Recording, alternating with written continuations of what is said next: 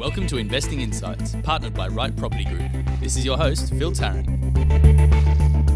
G'day everyone, thanks for joining us, Investing Insights. I really enjoy this podcast. We do it every single month in partnership with our good friends at the Right Property Group, Steve Waters and Victor Kumar. We're now in our second series of this, so obviously it's working, and we do appreciate the feedback that's been coming through. Very different to the Smart Property Investment Show, if that's how you found us right now. Smart Property Investment is really talking with investors about how they're going about doing stuff. The Investing Insights podcast we do with the Right Property Group allows us to deep dive into a lot of the complexities of property investment that we typically don't touch. But, you know, I'm not qualified to do it myself, and I have some very good co-hosts in terms of Steve and Victor who live and breathe property as property strategists through the Right Property Group. And today in the studio, I only have one of them, Steve Waters. Victor, from what I understand, is swanning around in sunny Fiji. Living the life. Probably drinking some kava. He loves it. No comment. No comment at all. Well, how long's he over there for? Just a week, I believe. He's back on Monday. He's over there for a family wedding. Okay, well, there you go. Oh, well, yeah, we miss you, Victor. It's not going to be the same without you, and your views and observations, interpretation of all the crazy stuff going on with the property markets is something that I lean on myself. So we'll get you back in the studio for next month. But today, mate, it's just me and you. Just me and you. What do you reckon? How's things? What's going on in the world of property at the moment? There's a lot of changes, which we expected, but I think there's also a lot of negative media around at the moment. You would have been living under a rock if you haven't seen it. And I think that that's starting to perpetuate the market in a different direction. But for me, I think it's just normality. I think more to the point we're coming back to normality as opposed to the great bull run that we've had, especially in the Melbourne and Sydney markets. Yeah. So last time we got together, Steve, and go and check it out, 22nd of June was the last instalment of Investing Insights with the Right Property Group. And what we did, we went through, by memory, a whole bunch of different investment strategies and what actually works. And our conclusion was that there's lots of good strategies out there. The fact is that you need to select the strategy that's right with you, that's going to help you achieve your property investment goals now and into the future. I follow a particular strategy, you follow a particular strategy. Our strategies aren't that dissimilar, and it works for us. The strategies that we pursue in terms of buying under market value properties in affordable areas with high propensity or indicators for growth, which are as cheap as possible to hold. That's a strategy when you look at this current market, which should hold us in pretty good stead, because the top end of town, your sort of, let's call them blue chip properties, $1 million plus that investors are investing in, it's quite hard to get financing on these things right now. So, I think the price pressure and also the pressure around yields at the sort of more affordable belt will probably carry us a little bit better during this, let's call it a softening of the market. I'm not going to call it a property downturn, because the only place where really properties are going down in value is Sydney and in Melbourne, right? There's other parts of Melbourne, and parts of Melbourne. So I want to big it up. And to your point, be careful where you get your media from. Be careful where you get your information from when you're making property investment decisions, because the media is notorious for sensationalizing stuff. So people want to read it, and they want people to read their stories or buy their newspapers. So I think it's I think you make a really, really good point, and that there is probably hundreds of strategies out there that work, and there's probably an equal amount that don't. And we have very similar strategies, but the reason we use our strategy is because of this very moment in time. And once again, it's not the only strategy, but it allows us to sleep at night, as we often talk about. Yeah. And as we've often talked about as well, you shouldn't be judging a property and its worth and its potential in a good market like we've just experienced, but how it's going to perform to you or for you in a not so good market, so a bad market, because that's when the rubber hits the road. That's when your capacity to be able to control and keep the property is paramount. That's survive or not. It is. And so as a property strategist, and I think we're fortunate in Australia that the buyers advocacy, buyers agency, property strategist industry is growing quite considerably. So more and more Australians are turning to professionals like yourself to secure investment property or even own occupied stuff. You guys don't do own occupied stuff, right? You're primarily just property investors, but a lot of people use property buyers for that as well. So I think we're fortunate that we have this emerging industry, and people are being a lot more astute in how they're purchasing property. Like, how many people go out and make their own investment decisions around stocks or other asset classes versus property. I say, a lot more people secure advice on the other stuff rather than property. So we're seeing a lot more of Australians going down this path, and I think that's very good, and we are a big advocate for it. I think if I go back when I first started, I don't know, 15 years, maybe more ago, as a buyer's advocate and strategist, there was literally only maybe 5 or 6 of us. There wasn't many, right? Wasn't many at all. And if we fast forward to today, there's probably thousands. There's a lot, and I'm trying to get numbers on it because I don't know. I'd like to help map and benchmark it, but my view would be not all property strategists or buyers advocates are created equal. But I'm not going to go into that today. What I want to have a chat about is that, in the community that we operate within property and dealing with a lot of property strategists, and talking about strategy and talking about this changing market, a lot of strategists who have traditionally looked to offer advice around securing blue chip properties are having to rethink many ways how they go about delivering these services to their customers, because in many cases their customers can't secure the financing to be investing at that level, and they're having to come down a rung or so to look at this sort of $400,000-$500,000 mark.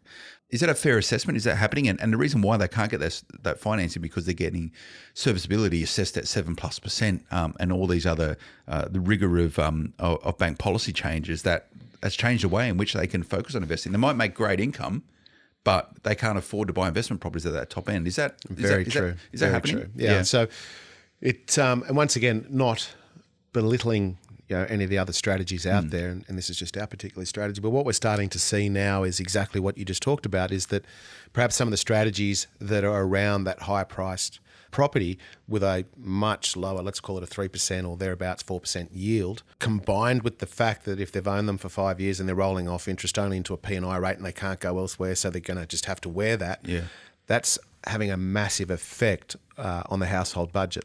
And even if they're in a position where they want to buy again, or if they're a first-time buyer looking for the higher valued asset, the banks, as you say, they're just so tight now, and rightly so, with whatever the price asset is. But what we're seeing now is that some of those strategists are having to perhaps rethink a lot, and come into perhaps some of the more affordable corridors. And only yesterday I was in Brisbane for a couple of days, and going around with some of our buyers agents just for some ongoing training and what have you, and for me also to keep my finger on the pulse on the street. The ground truth, as we often talk about. And we were having I was having a chat with one of the agents up there as we were going through a few of the properties, and he was saying that there's a few other buyers agents that were also interested in this particular property. In fact, one of them had made an offer, and the company that was there making that other offer all before us was a company that usually plays in that sort of $700,000 to $1 million bracket. They're clearly having problems sourcing the finance for that top end price bracket, so they're having to come down into that lower price bracket. And when I say lower, without any malice. I want to give some context on that, because we're talking about affordable areas. It sounds like it's, I don't know if I'm allowed to swear on this podcast, like the shit properties. They're not, right? We're talking. If you're talking about investing in mortgage belts of Sydney and Melbourne, I think of Sydney, for example, a fifth of all Australia lives in the western southwest suburbs of Sydney, right? It's where most of Australia lives, right? So we talk about affordability. No. That's the normal part of Australia. That's where most people buy their properties. And this is where people, I think, when we talk about affordable corridors, is people do think that it's perhaps the low end of town. And that there's all sorts of dramas and problems with tenants and so on. But it is not the case. And if you look at these affordable corridors, they have the best infrastructure. And they've had it for a long, long time, because that is where the majority of people live. After all, that's the mortgage belt. It's funny, and I think about this a lot, and I'm fortunate, I think, that I can actually put a foot in both camps of affordable world and the not so affordable world. I grew up in Blacktown, right? I know the western suburbs of Sydney very well. I delivered pizzas out there for 4 years, right?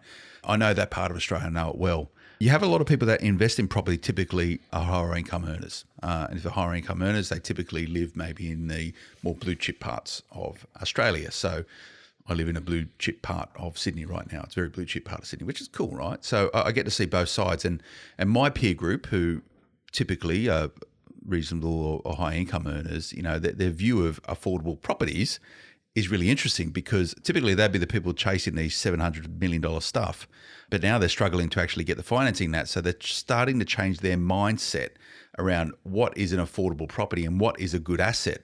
And a lot of them are thinking about, oh, hang on a second, the suburbs of Brisbane, the suburbs of Melbourne, the suburbs of Sydney. Less so Sydney at the moment because I'm not investing out there. I don't think there's a lot of people out there. But you're seeing this paradigm mind shift now of people are starting to evolve their strategy. And it's it's a really interesting, I like the psychology of it. I find it really entertaining. Yeah, we see it every cycle. And this is just history repeating itself, as we often talk about, because let's say those higher income earners who traditionally, well, generally speaking, they'll ride that higher priced properties growth. So, just round figures anyway, let's call it $1 million, 800,000, whatever. Yeah. And clearly 10% growth of 800,000 is better than 10% growth of 350,000 in terms of a dollar figure. Yeah. But when we throw what we call the netability into it, so let's take out all our negative shortfall, let's take out every cost associated with it, and let's look at it over not just a bull market that, if we're talking about Sydney, that we've had for the last 5 years or thereabouts, but let's look at that over 15 or 20 years, right down to a granular level, and then throw the something that you can't measure being a peaceful mind or a sleep at night fact, whatever you want to call it. Yeah.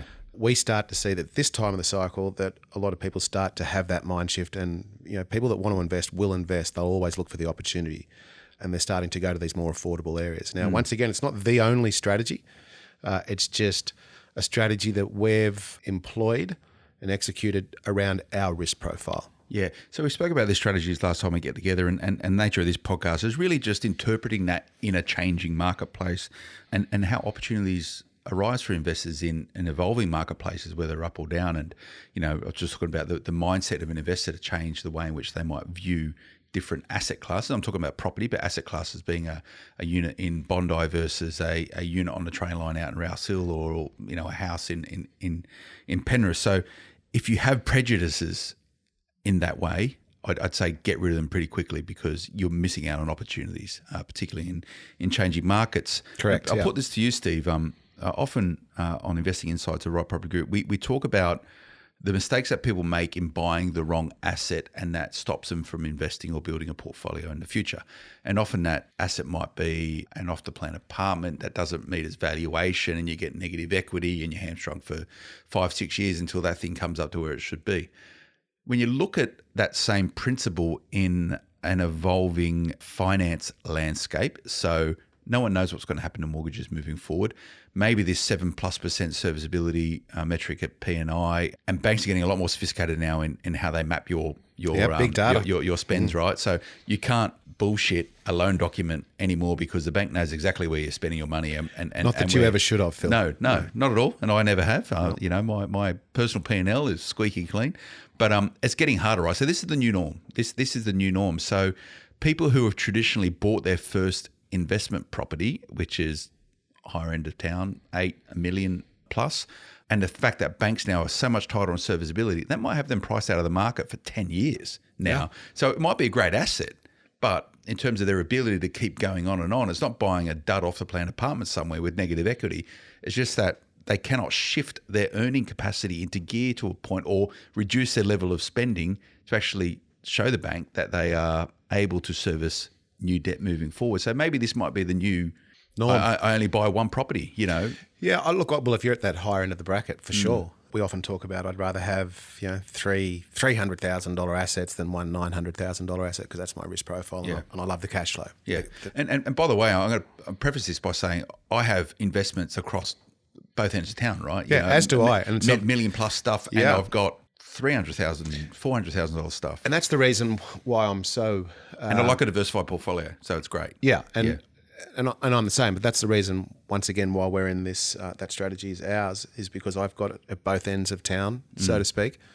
And the whole premise that the lower end properties or the more affordable properties give you more heartache and headaches than something that's worth $1 million. I can stand here and tell you that's just not the case. I have more troubles out of my higher valued assets when I throw everything into the pot, such as cash flow and headaches and repairs and maintenance, than I do in my more affordable properties. But that's just me. Maybe I'm just lucky that way. But I think, coming back to your point, I think with the changing in finance environment that we have, perhaps this is the new norm. And to be honest with you, I don't mind it. I really don't. I think as people, well, with the adventation of big data and the ability for banks to check and cross-check and share data, it's going to make people be a little bit more financially responsible. And I think responsible. Well, people aren't being responsible for themselves, so I think it's a good thing that the banks are intervening in some ways because, there is a lot of, we talk about media and sensationalist media. There is this view now that every single person can be a property bazillionaire, right? Everyone has the right to own a property, etc. So a lot of these norms are changing, right? But still, people are still trying to keep up with the Joneses. And in many ways, that's precipitating a lot of poor financial decisions. So the education is out there. There's no excuse for not being educated in property or finance at the moment. Just listen to this show or some of the other very good property podcasts out there. There is so much free information out there right now that hopefully stop you making stupid finance decisions. That's my view, right? But it's not happening, right? No. So the banks and our government regulators have intervened rightfully to try and curb some of the less than sensible financial decisions that consumers are making. And big data is supporting this. So it's going to put the brakes on a lot of people, give them greater fiscal responsibility and make them more prudential through policy for what they're doing. And they could go further. That's good. They could go further. They could go further. And once again, I wouldn't mind. But if they were really, really serious about being responsible, so to speak, then regulate us. Regulate the industry. That's going to have a huge effect. It's not regulated. Property investment is not regulated. No. So and you're on the board of people with me, and that's one of the things that we are always talking for years. Yeah, we want the industry to be regulated because that will give some sensibility and perhaps better operators within the industry. We want that. Yeah, and I think the issue we have right now is a real climate of distrust in financial institutions and people involved in the financial sector. So we've gone through Royal Commission, and a lot of that's been highlighted. A lot of that's been sensationalised as well. It's been very, you can pick the worst out of everything and try and paint a picture that everything is fundamentally stuffed, right? But there is some people who are involved in the financial advice sector that don't necessarily always give the best advice for the customer. And there needs to be greater rigour, rules and regulation around policing financial advice in Australia, is my view. I agree. And I actually think the majority of people would agree with that as well. Yeah. And if people want to trust people, right? Fundamentally, people want to trust people. People want to get the advice that's right for them at any given time. Yeah. So it's the bank's turn at the moment to be sort of raked over the coals. But as a prediction, and I look into my murky crystal ball, I think as the next 2-3 years unfold, we're going to see a little bit of distrust within the property industry as well as people. The values decline dramatically. And now when I say dramatically, I don't mean this free-falling brick. I mean that they paid too much to begin with, whether it be via slick salesmen, shiny brochures and off the plan or house and land packages, whatever it may be. So I think you're going to see a lot of hard luck stories over the next few years. And the people with a vested interest will highlight these stories as the norm. Correct. That's what will happen. They will. And it always happens. Well, it does. And it doesn't matter whatever the industry is, it always happens. Yeah. But once again, and I suppose making the point again, regulate the industry and we won't see this again, hopefully, or not as bad. Now, I'm not trying to paint this whole property economy, so to speak, as we're in all sorts of trouble and the market's crashing and all that sort of business. But it's just it's a bit of a topic at heart because it comes around every single property cycle and history repeating itself. But the silver lining for mine is that those that are or have been prepared, and if I just really look back at what we've been talking about for the last probably 2 years, a lot is about the finance environment, how it will change, how people's loans will roll off from interest only into P&I and be caught because they can't go anywhere else. Falling prices in Sydney or consolidating prices in Sydney, whatever you want to call it, and Melbourne for that matter, and not having cash buffers aside to take care of business when you need to, not having capital buffers to take care of business when you need to, or even to take advantage of an opportunity. Because let me tell you, there will be opportunities from this moment on for the next few years in different markets. And if you're prepared for it. You're prepared. Yeah. So what we're chatting about here is that it's a market in flux, and we're talking primarily Eastern Seaboard, Sydney, Melbourne in particular. Correct. Right? That's where you see it in the softening. So it's a market in flux.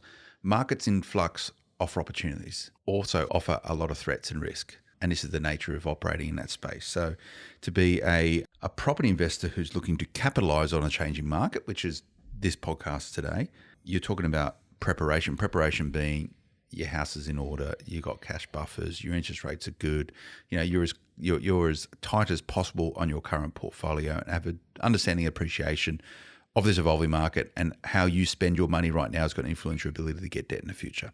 Right? You need to be Correct. you need to clean your act up, and it's not about, oh yes, Mr. Bank, I want to start borrowing more money, I'll change my spending habits now. They're going to look back retrospectively and have a look at you. But it's preparation as well. It's preparation. That's the preparation. 100%. Little things. Get rid of credit card debt. There's no greater return on your investment than clearing debt at 18 to 24%. Yeah. Like, it's a great ROI, right? Getting rid of personal loans, car loans. One of the brokers was telling me the other day that like, if you got a $50,000 car loan, it could be gauged as much as $200,000 mortgage debt or $200,000 worth of mortgage debt. That's so that big hampers hit. serviceability. 100%, because you want to be in a position to be able to take advantage of the opportunities that present themselves. And let's also be clear that we are only talking about Sydney and Melbourne here. And yes, Perth is continuing on its downward trend for the most, even though it is arresting a little. Northern Territory is much of the same. Adelaide is steady as you go. We talked about Sydney softening, parts of Melbourne softening. Brisbane, steady as she goes. So it's not doom and gloom everywhere. But I think the media is doing a really good job with the levers Beating it up. that are being pulled to beat it up. And we don't mind that at the end of the day. So the little things really matter. So you paid your car off in 4 years' time, you had no debt on it. Don't go out there and get a new one, because it's going to hamper your ability to invest in property. Little things like this. Delayed gratification. How bad do you want it? Yeah. And if you want to capitalise on market opportunities, you need to sacrifice. So the people that do well in this particular market cycle are those going to be able to make quick decisions based on the bedrock of confidence around their ability to secure financing and negotiate with. It's a buyer's market we're moving into. But where? In Sydney? Yeah, in Sydney. Yeah. Yep. And I think, once again, that's my point. So it's a buyer's market in Sydney, or it's becoming. It's a buyer's market in certain parts of Melbourne, or it's becoming. As I said, I was up in Brisbane the other day, and let me tell you, it's not a buyer's market in the areas that we are. Because it's full of buyers agents or buying property, right? Buyers agents, First home buyers. first home buyers. Those numbers are increasing. There's a lot more of them in the market now. Interstate, Like migrating into Brisbane, because it's half the price of the average of Sydney at the end of the day, and it's a very attractive market from a dollars and cents point of view. Along with the cash flow, great lifestyle. It happens every cycle. So ignore the media, is what you're saying? I'm not saying ignore the media, and I'm not saying ignore the I'm data. not saying you should read smartpropertyinvestment.com. We'll give you great information every day. Quick plug. Only supplied by the good strategist. The good strategist. Yeah, but I think take the media with a grain of salt. Take the data as exactly that. It's just an indicator, and it's usually a little bit behind the times. Yeah.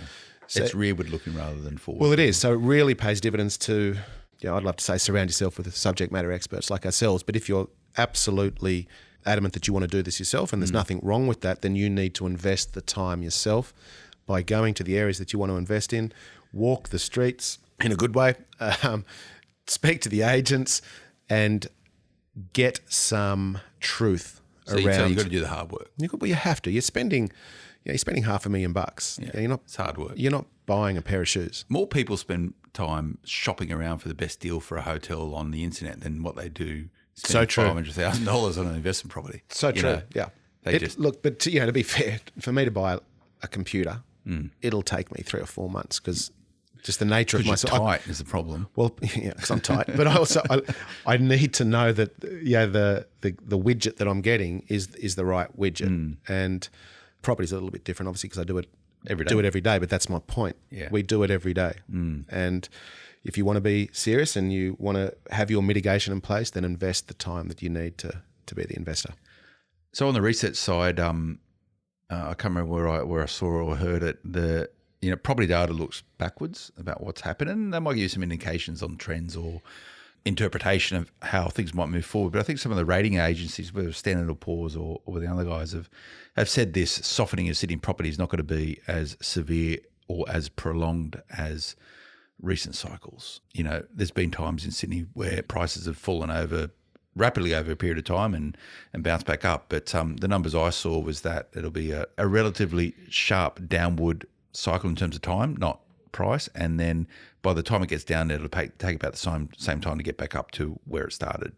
So it's not going to be as significant as previous cycles. But you got to get this information. You look anywhere, and you can disprove or prove a particular point. Whatever you're looking for, you'll find it. And I read the same reports, and I just think that any of these forecasters, any of the economists, what have you, are really just that. They're just modelling something on certain trigger points and certain what ifs. Yeah. But nobody knows what's going to happen. So I'll guarantee you that all that modelling will be out the window if, let's just take finance once again, because that is the vehicle at the end of the day.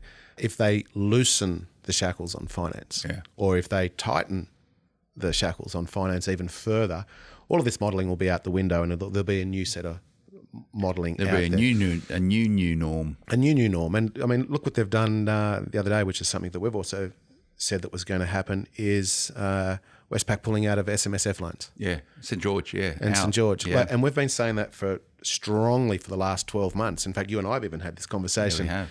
So, Well, my broker actually emailed me during the week saying St George is pulling out. If you're not in by the 31st of July or whatever it was, you're not going to get it. And my response to him was, well, I actually got to find a place in an exchange before. And he went, no, they just got to get it in the system. They're going to wind it all up by October. And I went, oh, what about other lenders? What about Macquarie? Because they do SMSF lending. And he went, yeah, they can do it, but they don't have an offset. So, all these little nuances of it all. And I sat there and I was actually having a chat with a friend of mine who's a property investor last night.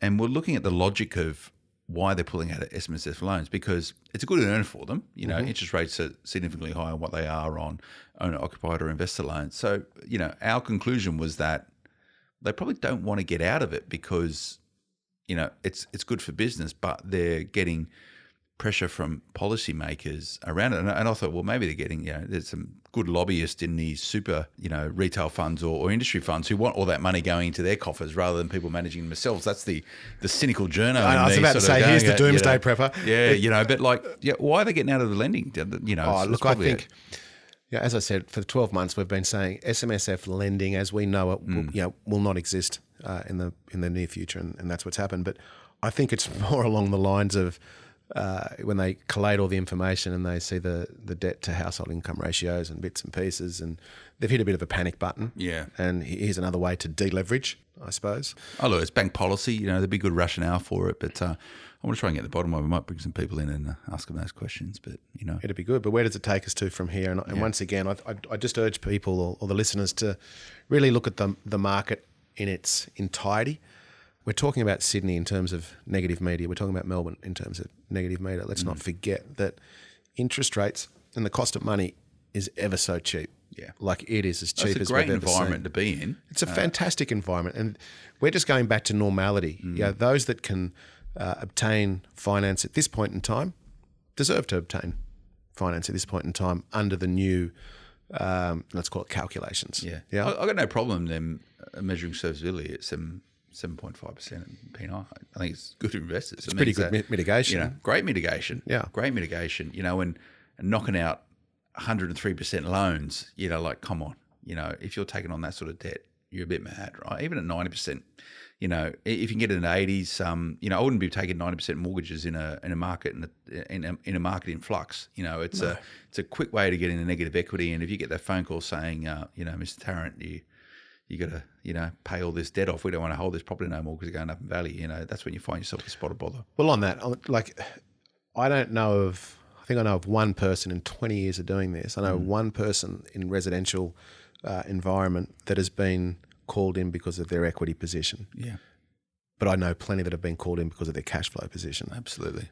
And this, for me, once again, this market that we're in offers opportunity. Now, I can understand that there might be some people out there listening saying, yeah, that's great. I understand you saying that because you're in the industry.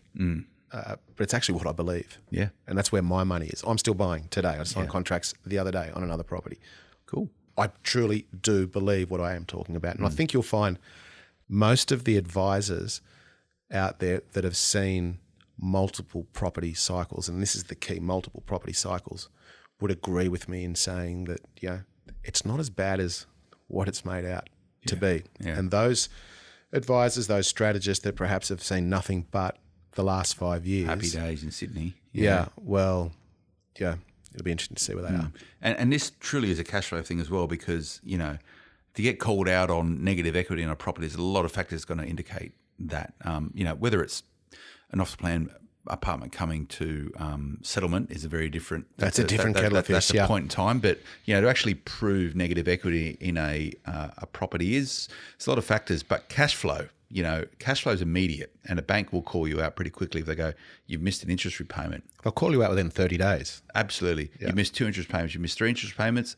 You're in trouble. Then they'll look further. Yeah. Then they'll send valuers out, and then it's a whole different kettle of fish in terms of the equity position. So, which is why we are constantly reviewing clients' portfolios to make, and yours included, to make sure that the cash flow is where it is, that you're on top of your business, and that you can take advantage of opportunities or consolidate. Yeah. Sometimes consolidating and not buying anything is where you'll make your most money. Yeah, and I've got no problem with that. So, if you don't have sophistication to make these decisions yourself, or you need some advice and guidance, be careful where you get your information from in property investment. Fortunate there's a good podcast around like this, but don't be listening to Uncle Benny at a family barbecue who's never invested in property before. Uncle Benny. Yeah. don't and be conscious about where you're getting your advice from, and whether or not there's any agenda behind that advice. So that's my 2 cents around this.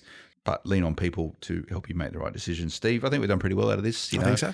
Changing market in flux. Get your house in order, look for opportunities, take the blinkers off, maybe emotionally or if you've got any perceived prejudices around the type of areas or properties you don't want to be buying, you're probably missing out on opportunities. I think we cover that quite well. Any other summation? I think if you're yourself in a state of flux and you're unsure, reach out to the experts to perhaps cast an eye over your position. Yeah.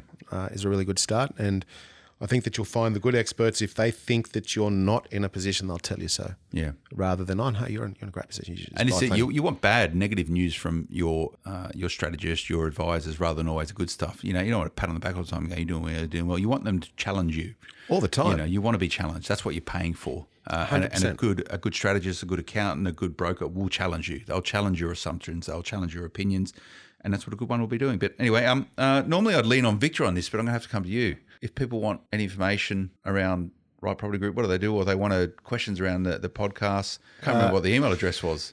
Is it questions? This is a trick question, isn't it? No. Questions. It's questions at rightpropertygroup.com.au, or come to us via the multitude of different social Facebook page, social platforms, or jump on the website at the end of the day. And we hold open forums in Sydney on, I think it's roughly the first Tuesday of every month, have done for about 9 years now. Yep. And I think it's the last Tuesday or thereabouts of every month in Melbourne. Okay. Where we just get, we open up to the floor and we have a subject and we talk about that, or we have some guest speakers and we sort of turn everything up on its upside down. That's on its head. And I've been a couple of these myself, and they're very similar to this podcast, right? Just people talking property, Yeah. It's an open forum, Yeah, very much. Get a lot of info out of it.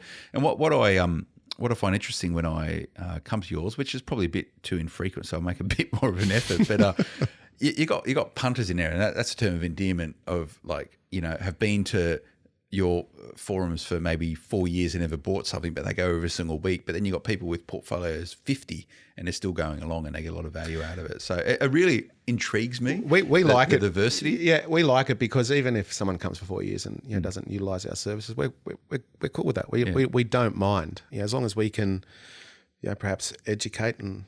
Everyone uses that word, I suppose, but if we can open people's eyes and inform, it's a chance for people to network with people that are thinking about starting or that have got the 50 or whatever it may be. So it's a great learning platform as well off the stage. But it's not we call it a safe space. There's no selling from anyone, and if we find anyone sort of swapping business cards and trying to sell, I don't know, Amway or Nutrimedics or off the plan, they're out. So the nothing against Amway on no, Amway's great. To my point around, there's no excuse not to be educated in property investment. So if you want to do the hard work and you want to be successful, you got to do this sort of stuff. Anyway, thanks, Steve. Really enjoyed it. Victor, shout out. We'll see you back next time. And I'm going to challenge Victor to come along with a really good topic. I like the idea that we're very fluid in the way we set the agenda for these particular podcasts. So we're right on mark in terms of what's happening current with the status here and now. So Victor, come together with a really good topic, and I'm sure we'll have a good chat. We'll be back again next time. Until then, bye-bye.